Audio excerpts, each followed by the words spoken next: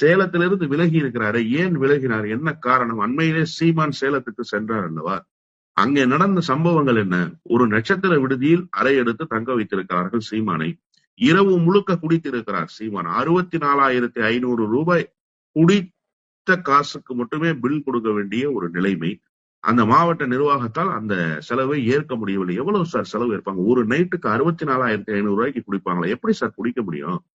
யோசிச்சு பாருங்க. போன இடத்துல கட்சிக்காரங்களை துன்புறுத்தி பாட்டில் வாங்கி கொடுக்க சொல்லி, அங்க ஹோட்டல்ல இருக்கிறவங்க பார்ல இருந்து பாட்டில் எடுத்துட்டு வர சொல்லி 10-15 பாட்டில பேக்ல வச்சு எடுத்துட்டு வந்து வீட்டுல வச்சு குடிக்கிறதுக்கு பேரு தலைவரா? அப்படி ஒரு குடிகாரனை வைத்துக் கொண்டு இந்த இயக்கத்தை நடத்த முடியுமா? வெறுத்து போய் தான் இந்த இயக்கத்திலிருந்து ஒருவராக வெளியே இருக்கிறார்கள்.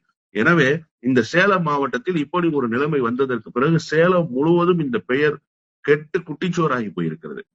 சேலம் மாவட்டம் முழுமைக்கும் இந்த செய்தி போய் சேர்ந்திருக்கிறது. பில்லே கொடுக்காம காலையில தூங்கி எந்திரிச்சு ஓடிட்டார் சார் இவரு.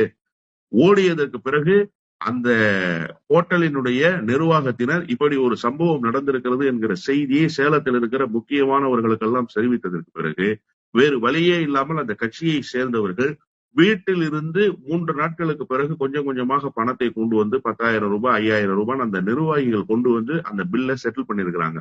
அதன் பிறகு இனிமேல் இந்த இயக்கத்தில் இருக்க தேவையில்லை. இவ்வளவு அவமானங்களை சந்தித்த பிறகு இந்த இயக்கத்தில் தொடரக்கூடாது என்று சொல்லி இந்த இயக்கத்தில் இருந்து வெளியேறுகிறார்.